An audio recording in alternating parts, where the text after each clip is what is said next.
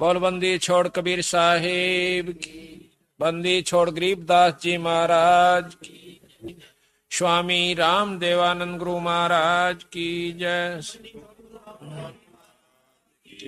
सर्व संतों की, सर्व भक्तों की जय। श्री छुड़ानी धाम की सत साहिब। ग्रीब नमो नमो सतपुरुष को नमस्कार गुरु के नहीं, सुर नर मुनि जन साधवा संतों सर्वस दीन।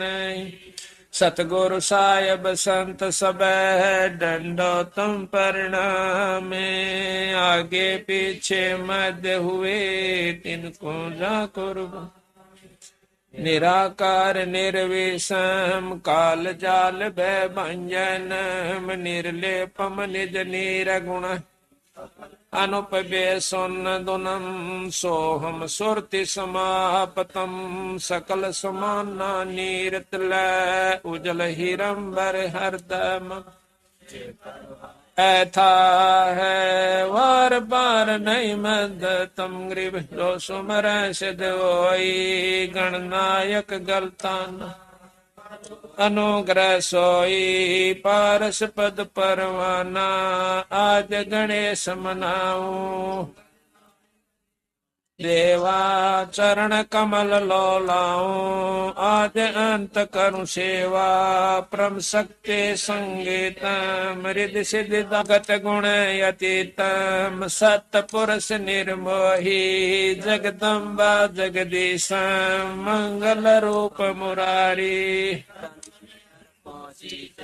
भक्ति मुक्ति भंडारी, सुर नर मुनि जन जावे, ब्रह्मा विष्णु महेशा शेष शेष मुख गावे, पूजय आदि गणेशा इंद्र कुबेर सरीखा, वरुण धर्म राय जावे, समर्थ जीवन जी मन इच्छा फल पावे, 33 कोट अदारा जावे से 88 उतर भव जल पारा, कट है यम के फांसी 33 कोट अदारा जावे से 88 उतर भव जल पारा, कट है यम के फांसी सत साहिब।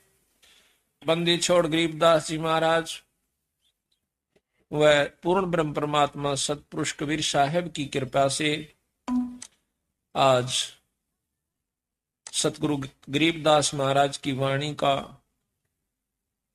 खुलासे का आज ये चौथा दिन है। 16 तारीख है दिसंबर 97 की। बंदी छोड़ सतगुरु कबीर साहिब ने वह उन्हीं के अवतार गरीबदास जी महाराज ने अपने सतलोक से आकर हम तुच्छ बुद्धि जीवों को असली परमात्मा की तरफ ले जाने की कोशिश की, जो कि मुक्ति के साधन है वो हमें बताने की कोशिश की, और रह रहकर अपने संतों द्वारा यही प्रचार करवाया। और कोई भी जानकारी है वह सत्संग से होती है। सत्संग की आधी घड़ी तब के बरस हजार, तो भी बराबर है नहीं नो कहे कबीर विचार। आप तीर्थ पर जाइए, तीर्थ पर क्या चीज है, जाकर अपना धोख लगाइए, कोई मांगे उसने 10 रुपये दे आइए, पानी में स्नान कर लीजिए, अगले की तरफ चालता हो लिए। ये वहां पर चाहे 68 तीर्थ घूमी आओ, यही प्रक्रिया हर तीर्थ पर मिलेगी, पर आत्म ज्ञान नहीं है। आत्म ज्ञान मिलेगा भी तो उनको ज्ञान मिलेगा तो भी वहीं तक मिलेगा कि 5.25 रुपये पितरा के काट दिए, 21 रुपये फलाना थारा सिद्ध से दादा उसके इधर दिए, खेत में एक मंडी बना दिए। इस तरह की जानकारी उन तीर्थों पर रहने वाले संतों से प्राप्त होती है। सत्संग में आने से ज्ञान होता है। मीराबाई के बारे में आपने ज्ञान है कि कितनी उपलब्धि मीराबाई ने की, पर वैसे ही नहीं कर ली, एक दिन में नहीं होगी बेचारी पर। पहले माँ का सत्संग सुना, माँ ने बताया बेटी कि एक दुल्हे को देखा जो कि उसकी सहेली का दूल्हा आया था। सहेली या पड़ोसन में कोई लड़की थी, उसका ब्याह था। तो वो सेरा सारा बांध कर ढोल बाजे बाजते हुए आए। तो उसने पूछा अपनी माँ से, माँ यू किसका क्या हो रहा है? उसने कहा कि बेटी, लड़की फलानी लड़की का ब्याह हो रहा सर, तो मैं भी करवाऊंगी ब्याह। बच्चे ने क्या बेरा था, 7, 8, 9, 10 साल की थी। उसकी माँ ने कहा, बेटा ये तो बड़ी होगी है ना, इस करके इसका शादी हो कर रहे हैं, फिर तेरा बड़ा होने पाछ के बाद तेरी शादी करेंगे।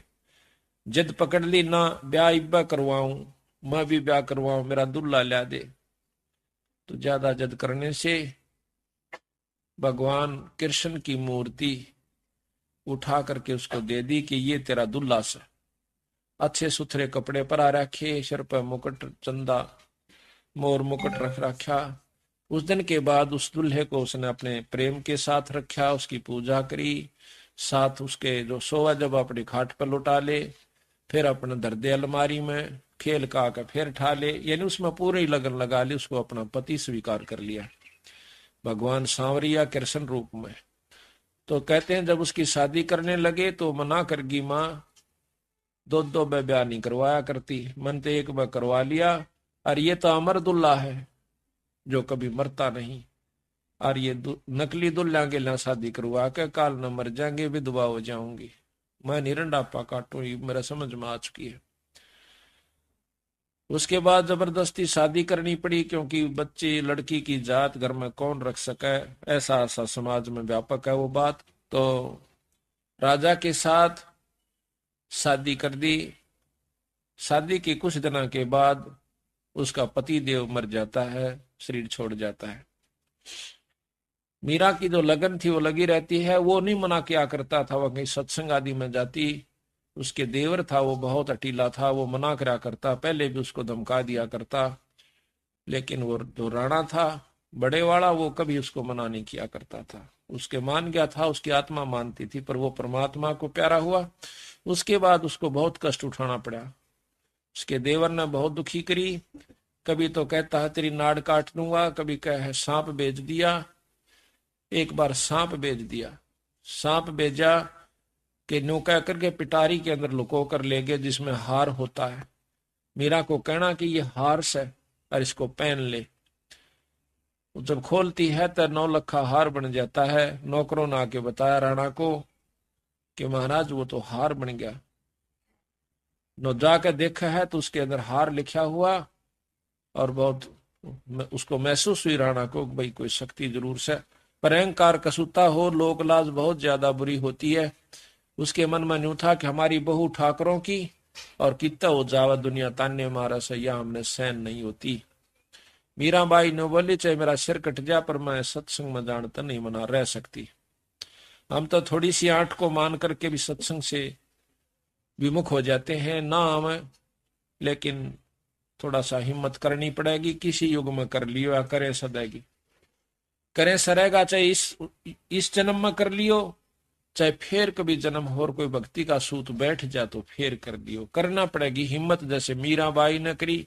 मारा तो यह समझ में आई, जब मीराबाई एक लड़की हो गए और संग्रह समाज से कर सकती है, तो क्या हम नहीं कर सकते? और क्या आज की लड़कियां नहीं कर सकती? वो लड़की कोई 4 हाथ थे उसके, पर बात समझ में आए की है, समझ में आ जाओ सारा कुछ कर सकता। पर कबीर साहब का मार्ग और आसान है, वो तो घर में रह के समझ में आ सकती है, बाहर छोड़कर जान की भी आवश्यकता नहीं है, पर इतनी लगन लगानी पड़ेगी।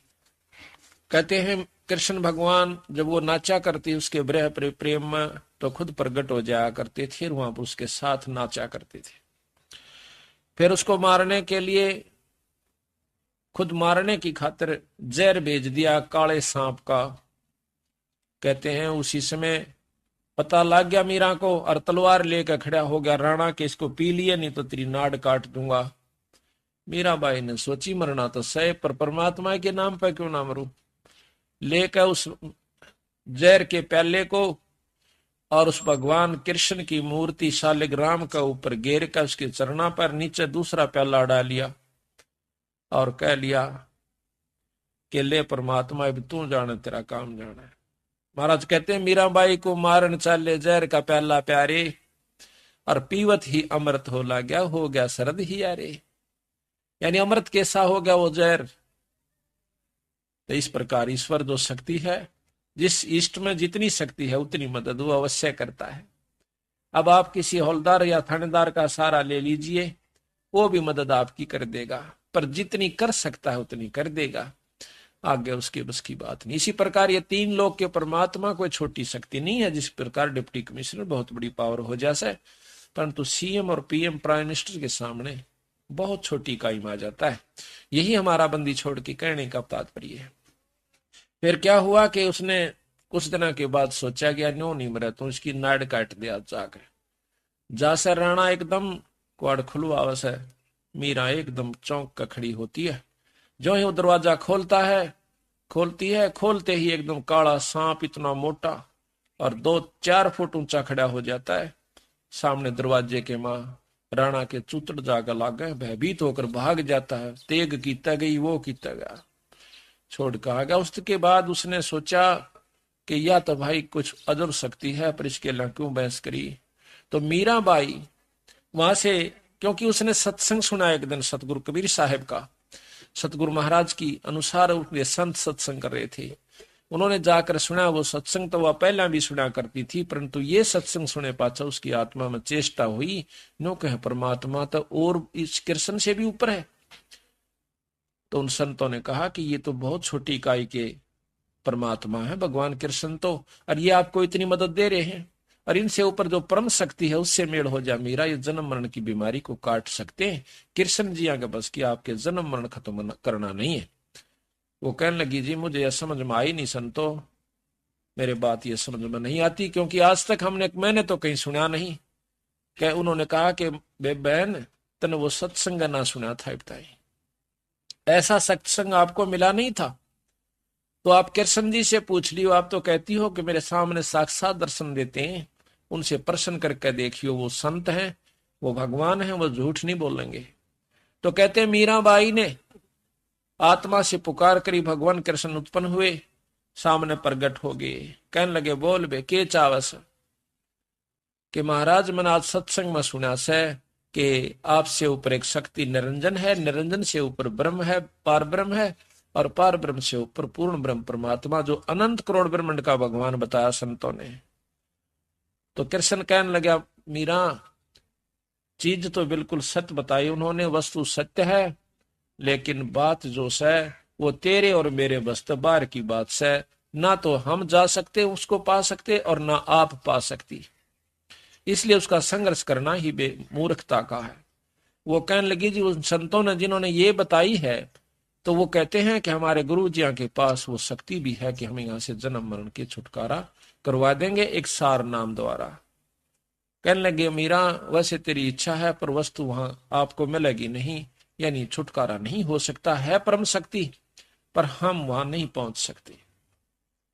मीराबाई का भी चशक होगी कि जब खुद परमात्मा जिसको मैं मालिक मान बैठी थी और वो खुद कैसे, तो जरूर कोई कोई शक्ति है। मीराबाई वहां से निकलकर काशी में आती है भगवान कबीर साहब के पास। कबीर साहब ने सोचा कि ये ठाकरों की लड़की है, कदे इसके मन में अहंकार और ना रह गया हो, कति छाण के देखना चाहते थे जब ही नाम दिया जाता है। कहने लगा बहन ऐसे कर, रविदास जियों से उपदेश ले लीजिए। रविदास जी चमार जाति से, और आप तक हाल तार के लाया करते थे मरे हुए पशुओं की, मारा नहीं करते थे, और फिर उस चमड़े को सुखाया करते थे, उसको रंगा करते थे, और फिर उसका जूती बना करके अपनी रोटी रोजी का और साथ में भजन भी करते रहते थे।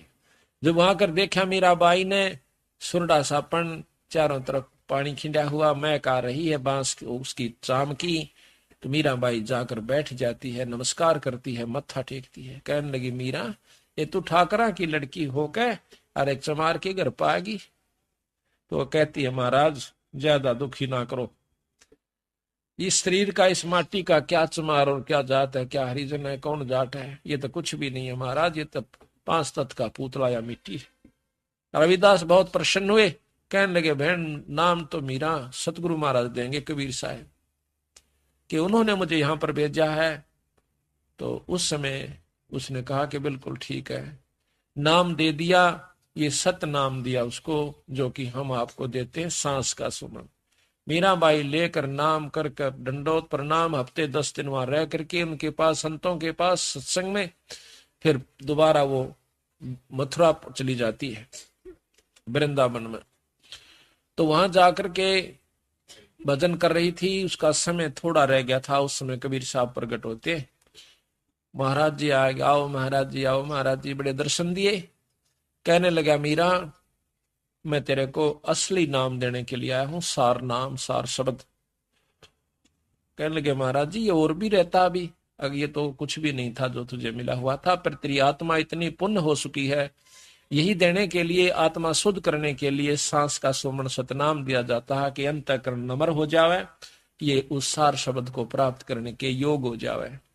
सार नाम दिया। 1 हफ्ता सतगुरु महाराज वहां रहे। जब उसकी, क्योंकि वो तो समरा समराया खेत था, अंतःकरण कति साफ था, उसको बैठ करके सार शब्द पर उपलब्ध करवाया, और फिर सार शब्द उपलब्ध करवा कर अंतर ध्यान हो जाते हैं। हफ्ते के बाद मीरा लौ ला करके उस परमात्मा सतपुरुष के शब्द गा रही थी। पहले तो कृष्ण के गाया करती थी, फिर उस पूर्ण ब्रह्म परमात्मा में वही कसक और वही लौ लगाई।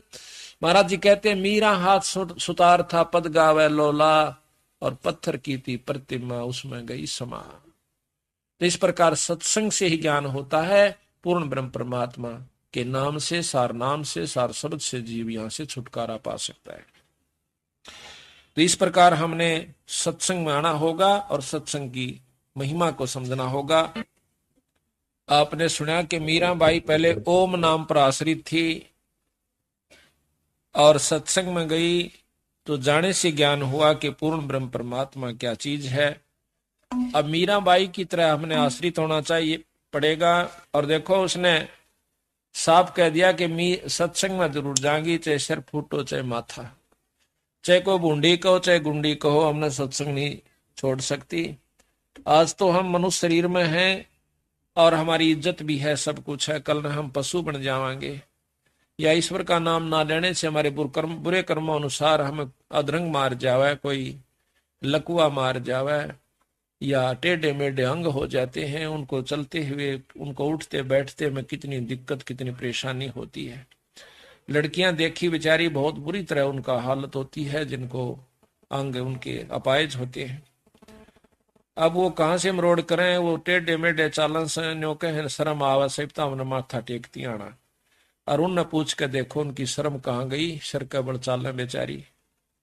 तो यही हालत हो जाएगी भगवान का नाम ना लेने से, सत्संगत में ना आने से हमारी ऐसी दुर्गति हो जाएगी। जो समझदार माता पिता अपने बच्चा का गे लावे और सत्संग सुनवा के ले जावे, बच्चा कोरा अंग हो से जल्दी असर हो जाता है। अब जो वृद्ध अवस्था में आ चुके हैं उन्हें ज्यादा मेहनत करनी पड़ेगी सत्संग को सुनकर अपने अंग को, अपने मन को डालने में। तो सत्संग ही एकमात्र ऐसा स्थान है जहां पर परमात्मा प्राप्ति का, आत्म कल्याण का जो मार्ग प्रशस्त होता है। कबीरा संगत साधु की नित परते के जजाय, दुर्मति दूर बहाय कहवे देव सुमत बताय। कबीर संगति सो सुख उपजय, को संगत से दुख जोए, कह कबीर तां जाइए जहां साधु का संग ओए। कबीरा संगत साध की, कब होना निष्फल जाए, जो पै धोवे भून के फिर भी फूल फल अगाए। कबीरा संगत साधु की, अरे और की ब्यादे, संगत बुरी असाधु की, आठों पैर उपादे। कि संगत करे तो संत की करे, असाधु असाध तो हमेशा उत्पन्न सिखावेगा, उल्टी बात लावेगा, उन तो बच कर रहना चाहिए। कबीरा संगत साधु की, जो की भूसी खाए, खीर खांड भोजन मिले, साकट संग नहीं जावे। अपने प्यारे भगत के घर में जो परमात्मा का प्यारा हंस है, उसके पास चाहे जौ की रोटी मिल जाए, उड़ जाकर खा ले, और खीर खांड का भोजन बन रहा हो पर साकट की गेला नहीं जावे, मन माना सांझ तीन तेरा रंग बदल देवे, भक्ति से विमुख कर देवे। उसकी तो वही को बदसा उसमें, वही उसके अंदर भरा हुआ है बेचारे में। कबीर संगति की जैसा दू की जिनका पूरा मन, अन तो ले ही देत हैं ये राम सरीखा धन्य। कबीरा संगति साधु की जो गंदी का बास, जो कुछ गंदी ना देवे है तो भी बास सुबास। इत्र बाटन वाला, इत्र बेचनिया कहते उसके पास आप जाइए, वो अपना कुछ भी नहीं देगा जब भी मैं कापा आए जाएगी इत्र माते। इसी प्रकार संतों के पास जानते हैं, कोई न कोई बात विचार विमर्श उनकी सुथरी बनेगी, आपस में जब बतलाते होंगे तो भी उनके पास बैठ जाइए, आपका जरूर कुछ ना कुछ पल्ला पड़ जाएगी, आपकी आत्मा में कसक हो जाएगी, आपको बहुत न कुछ बहुत लाभ मिलेगा। कबीर एक घड़ी आधी घड़ी, आदि से पुन आदे। कबीरा संगत साधु के कटे कोट अपराधे। कबीर संगते साधु संगत अंतर पड़े, ये मत कबू न ओए। कह कबीर तिम लोक में सुखी न देखा कोई। कि संत सत्संग से अंतर पड़े, सत्संग आपको ना आन की इच्छा बढ़े सत्संग में, तो समझो आपका कमजोर संस्कार से। उसमें याद रखे कि इस तीन लोक के अंदर हमने कोई भी सुखी दिखाई नहीं दिया। सत्संगत से जाए दुख व सौभाग्या, फिर वो सुख में रह समाये। कबीर मथुरा जाओ द्वारका, बामे जाओ जगन्नाथ। साधो संग हरि भजन बिना, तेरे कुछ ना आवे आथ। पूरे संत के संग बिना और फिर भक्ति बिना तेरा कुछ ही हाथ नहीं आवेगा। कबीर में मेरा संगी दो जना, एक सतगुरु एक राम। वे दाता है मुक्ति के है, वे सुमरवावे नाम। कबीरा बन मन में फिरा, कारण अपने राम। राम सरीखे जन्म मिले, तीन सारो सब काम। भगवान ढूंढन की के लिए मैं बहुत दूर तक गया, लेकिन जब परमात्मा स्वरूप संत मिल गए, जब उन्हें राह बताया, भाई भगवान ने उपावे। जिस प्रकार परमात्मा की शक्ति सर्वव्यापक है, कण कण में है, लेकिन वो मिले क्यों कर, किस प्रकार प्राप्त हो, वो परमात्मा कैसे दर्शन दे। जिस प्रकार जमीन में नीचे सब जगह पानी है, सब ने मालूम है, लेकिन वो निकले कैसे, प्राप्त कैसे हो, उसके लिए हैंड पंप नलके की आवश्यकता पड़ती है, कुएं की, ट्यूबवेल की। तो यहां पर आप एक दोहा सुनते हो कि गुरु गोविंद दोनों खड़े, भाई काके लागू पा, बलिहारी अपने गुरुदेव की, जिसने गोविंद दियो मिला। बलिहारी गुरु आपना, जिन गोविंद दियो मिला। कि मैं अपने गुरु के ऊपर बलिहारी हूं, जिसने मेरे परमात्मा को मिला दिया। अच्छा, कैसे मिलाया? अब कहते हैं कि गुरु गोविंद दोनों खड़े, भगवान और गुरु दोनों साथ साथ खड़े हैं, तो प्रथम किसकी पूजा करो? जिस प्रकार इसका उदाहरण है बहुत साधारण और श्रेष्ठ, कि जमीन से पानी निकालना है, नलका लगा दिया। नलका नहीं होता तो जमीन से पानी नहीं आ सकता। नलका यहां पर गुरु का काम कर रहा है, परमात्मा रूपी जल को बाहर निकाल रहा है। अब एक तरफ तो एक थोड़े से लेटड़े में पानी पड़ा से, वहीं पे नलके के साथ में माटी में खड़ा हो रहा से और उसमें जल है। एक तरफ नलका है, तो आप क्या करोगे? नलका चलाओगे, उस लेट के पानी न नहीं पियोगे। कहते हैं गुरु गोविंद दोनों खड़े किसके लागू पा, और बलिहारी गुरु अपना जिन गोविंद दिया मिला। दूसरा कि मटका भर रखा से पानी का, तो उस मटके को भी से भी पहले हमारे को उस पानी से पहले भी नलके की आवश्यकता पड़ेगी। अगर नलका ना होता तो पानी नहीं निकलता। किस प्रकार?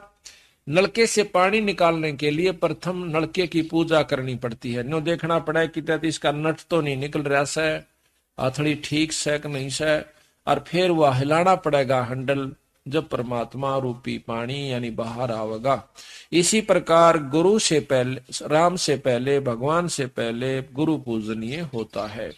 फिर कहा कि कबीर हरि के रूसता गुरु की शरण में जा, कबीर गुरु जय रूस जाता फिर हर नहीं होत सहा। किस प्रकार? आपने एक मटका भर रखा से, पानी खत्म हो गया, समझो आपका राम रूस गया। राम रूस गया तो नलके पर जाइए, फिर मटका भर लाइए, फोड़िए मत ना उस मटके ने। तो वहां जाकर के इसी प्रकार अपने भाव को खराब नहीं करे। कोई दिक्कत आ भी जावे किसी कारण से, तो फिर संत के पास जावे, अपना दुख रोवे, फिर वो अपने इष्ट से अर्ज करे भगवान के शरणा में, वो भी रोवे, जब आपका जाकर के काम बने। क्यों? नलका चाल है उसका भी खुड़का होगा, और फिर मटका भर देगा अपना, फिर काम चला लीजिए। तो इसी प्रकार कहते हैं कबीर हरि के रूसता गुरु की शरण में जा, कबीर गुरु जय रूस गया फिर परमात्मा नहीं करे सहाय। तो यहां भी कहा है कबीरा बन बन मैं फिरा, कारण अपने राम, राम श्री के जन्म मिले तीन सारे सब काम। कबीरा सो दिन निर्मला, जा दिन संत मिला, अंक भर भर भेंटिए पाप देही का जा। कबीरा राम नाम रटबो रहे निष्दिन साधु संग, और कहो जो कौन विचारते नहीं नैन न लागत रंग। कि और किसी विचार से भी आपके नैना में परमात्मा का प्यार नहीं आ सकता।